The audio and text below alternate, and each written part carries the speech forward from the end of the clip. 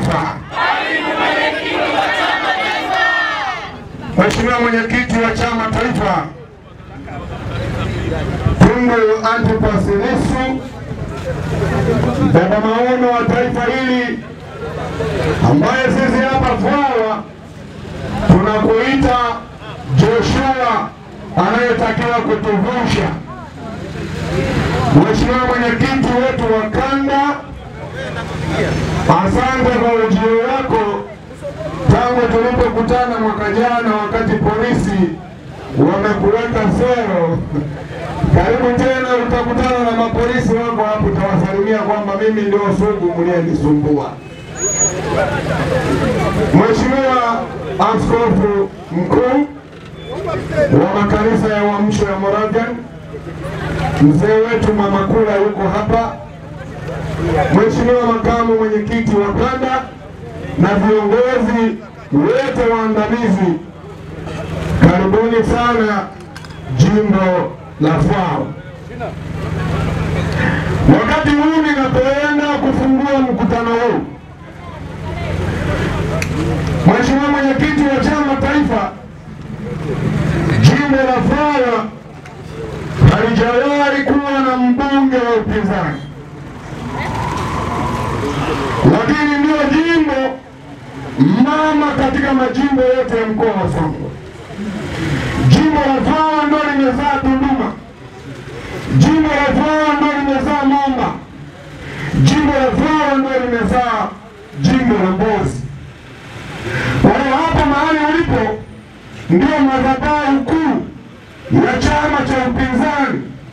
Ulipokanyaga hapa unakwenda kuhuisha mkoa wa Songwe, na usingekanyaga hapa mkoa wa Songwe ungeendelea kuleta shida, kwa sababu ungekuwa hujapita kwenye madhabahu yake ambaye ndio jimbo la Vwawa.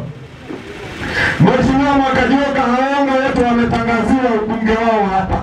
David Silinda ametangaziwa ubunge wake hapa. Kwa hiyo Vwawa wana kilio, ujio wako utakwenda kufufua upya jimbo la Vwawa. Na kwa sababu jimbo la Vwawa naweza nikasema hatuna mbunge, maana yule mbunge aliyepo hata wananchi wenyewe hawamfahamu. Sasa naomba niseme mambo mawili tu. Jimbo la Vwawa linapita kwenye wakati mgumu, na jimbo hili ni la kilimo. Hapa wafanyabiashara sio wengi kama Tunduma na Mbozi, lakini kwa jimbo la Vwawa wanategemea kilimo. Na ambaye ni mbunge sasa amewahi kuwa waziri wa kilimo. Hakuna tunachomkumbuka, hakuna ambacho amekifanya zaidi ya kutafuta waganga wa kienyeji na kuendelea kutambika maeneo mbalimbali.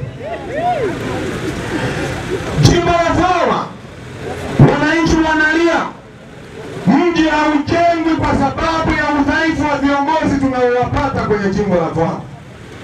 Mji umechoka, wanaleta watu wanavuna pesa hapa, wanaenda kwenye nchi zao, kwenye mikoa yao kuendelea na maisha.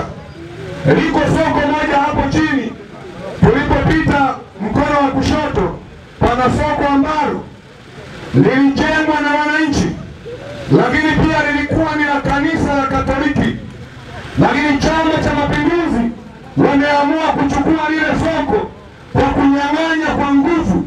Watu wanalia, wamefunga maduka yao, halifanyi kazi yoyote, na hakuna msaada ambao hajawahi kuja mkurugenzi kutamka lolote hapa, hajawahi kuja mbunge kutamka lolote hapa. Wako kimya, hawana kitu cha kuzungumza na sisi. Jambo la pili, mkurugenzi wa halmashauri ya wilaya ya Mbozi anaitwa Abdalla Nandoni, ambaye mwaka jana tuliweza kuchukua hata picha yake wakati anazunguka na mapolisi kwenda kwenye vituo vya kupigia kura kwenye serikali za mitaa, na ndiye aliyekuwa anaenda kuwatoa mawakala mwenyewe kwenye vituo vya kupigia kura, na picha yake tunayo. Akibisha tutaweka hadharani, na kura ambazo walikuwa nasafiri nazo ambazo ni feki walikuwa nakwenda kupeleka kwenye maboksi tunazo na zenyewe.